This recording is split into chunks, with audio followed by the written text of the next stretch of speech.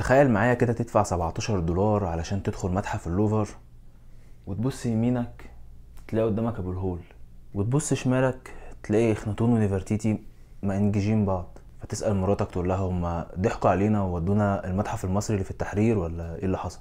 فترد عليك تقول لك لا ده هو متحف اللوفر.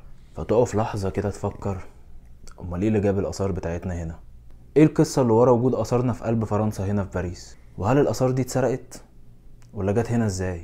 متحف اللوفر من اكبر المتاحف اللي موجودة في العالم تقريبا، وبيتعرض فيه اكتر من 35 الف قطعة فنية.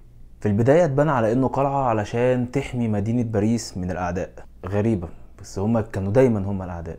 وبعد كده اتحولت وبقت مقر للحكم، وبعدها بشوية اتحولت لمتحف اللوفر اللي موجود حاليا. سنة 1826 أمر الملك تشارل ببناء جناح مصري في متحف اللوفر، وعين شامبليون أمين عام على المتحف ده، طبعا تقديرا لجهوده في اكتشاف الآثار المصرية، في سرقة الآثار المصرية. أول محاولات لسرقة الآثار المصرية كانت على إيد نابليون بونابرت سنة 1798. وزي أي غازي أو محتل بيدعي إن هو جاي يصلح مش جاي ينهب، كان جايب معاه علماء كتير ومكتشفين آثار كتير جدا. للأسف قدروا إن هم يسرقوا كم كبير جدا من الآثار المصرية. بس الآثار دي وقعت في إيد الإنجليز اللي هم وقتها كانوا أعداء فرنسا في كل شيء.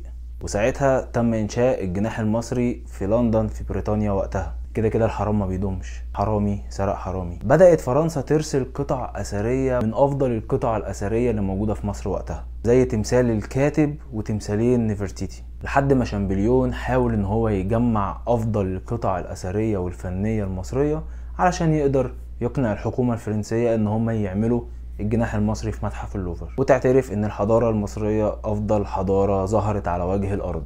وفعلا سنة 1824 قدر شامبليون ان هو يشتري افضل مجموعة اثرية وقتها، كانت مكونة من 2149 قطعة، وكانت بتتسمى بمجموعة دوران، وكانت اول مجموعة اثرية ضخمة تدخل متحف اللوفر. الفكرة عجبت شامبليون جدا، وحاول ان هو يشتري او يسرق مجموعات كاملة للآثار المصرية علشان يقدر يكون متحف كامل لمصر في متحف اللوفر. فقرر ان هو يعتمد على لصوص الآثار، وكان اكبرهم القنصل الفرنسي نفسه اللي موجود في مصر، واللي فضل سنين طويلة جدا يجمع في الآثار المصرية او يسرقها. عرض شامبليون الفكرة على الحكومة الفرنسية بس رفضت علشان القنصل كان طالب سعر عالي جدا في المجموعة بتاعته دي. وهوبا ايطاليا شمت خبر وراحت على طول تشتري المجموعة دي من القنصل الفرنسي. بسرعة عرضوها في متحف كورين في ايطاليا، وطبعا شامبليون ندم جدا على ضياع المجموعة دي من تحت ايده. فضل يدور كتير لحد ما لقى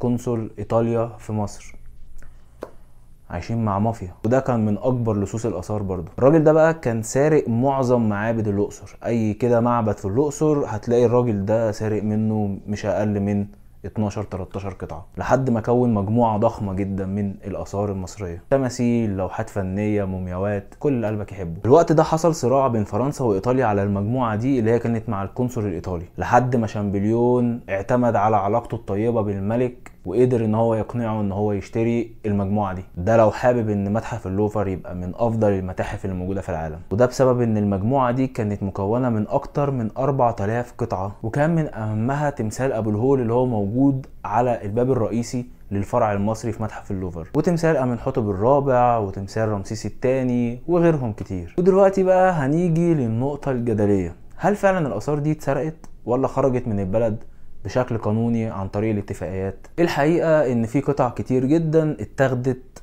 بشكل قانوني عن طريق اتفاقيات دولية، وكانت عن طريق الاتفاقيات بين القناصل بتاعت الدول دي والحكام العثمانيين اللي كانوا موجودين في مصر. بس ما نخليناش نغفل ان ما كانش فيه اي رقابة حقيقية موجودة على الموضوع ده. دلوقتي وانت ماشي في متحف اللوفر هتلاقي قطع فنية لرمسيس الثاني، وتماثيل ومومياوات بترجع لآلاف السنين. كل قطعة من دول ليها قصة، وكل قصة بتخلينا نسأل نفسنا امتى الآثار دي هترجع مصر تاني؟ الفترة الأخيرة دي مصر طلبت بكتير من حقها في الآثار اللي خرجت بره بس بشكل غير قانوني. فعلا في قطع كتير رجعت من إيطاليا ومن ألمانيا، بس لسه قضية متحف اللوفر والآثار المصرية ما اتحلتش بسبب التاريخ المعقد اللي وراها. في النهاية مهما كانت الطريقة اللي خرجت بيها الآثار دي من مصر، هي في الآخر جزء من حضارتنا وتاريخنا، وده اللي بيخلينا نسأل، هل ممكن في المستقبل نشوف الآثار بتاعتنا دي في مكانها الطبيعي؟